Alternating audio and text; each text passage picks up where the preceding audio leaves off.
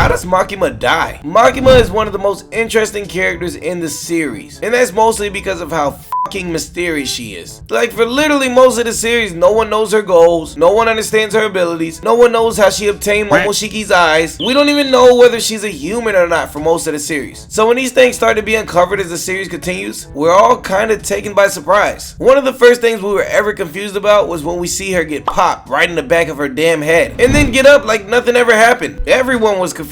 No way they missed from point blank range. So what ability saved her from death? Well, the ability that saved her isn't necessarily her ability. It's actually a contract she has with the Japanese government, and that contract is that any fatal attack done to Makima will be transferred to a Japanese citizen in the form of an illness, as long as she agrees to work for the Japanese government. So basically, she's immortal, or at least that's what we thought. Up until chapter 96, we see Makima die in many different ways, getting her head sliced off, getting shot, and then getting her head sliced off again, and walking it all off like it was nothing. Now in chapter 96, we finally see all this come to an end, because somehow Denji actually manages to kill her. But how? It wasn't even some kind of fancy trick or anything like that. The man simply slices her up and then eats her. But why did she die by this but walks away from everything else? Well, there's a couple of factors to consider. First thing is how Denji even got to hurt Makima without her just regenerating, and that could be explained by taking a look at the chainsaw he used to slice her. The chainsaw that Denji sliced Makima with was no ordinary chainsaw. The chainsaw is actually one that was made with the blood from the Blood Devil, Power, and this for some reason got in the way of her regeneration skills, and is why she couldn't heal the wounds she got. The second and last thing to consider is how he finished her off, and that's by eating her. Now when you read Makima's contract, there's one thing that stands out, and that's the fact that fatal attacks won't matter to her. But what happens when what's killing her isn't an attack? And this is the reason why Denji eating her sealed the deal, because him eating her was not an attack. It was him trying to become one with her. He literally had no intentions of hurting her, even going as far as saying it wasn't an attack and that instead it was an act of love. An act of love that ultimately resulted in her death. And that's how Denji managed to kill Makima. Anyways, that's about it for the video. If you guys enjoyed, leave a comment and smash that like button. Next video, I'll probably be talking about how the Control Devil managed to reincarnate despite Denji eating her. But as always, be sure to subscribe to the channel. Thank you for watching. Buddha out.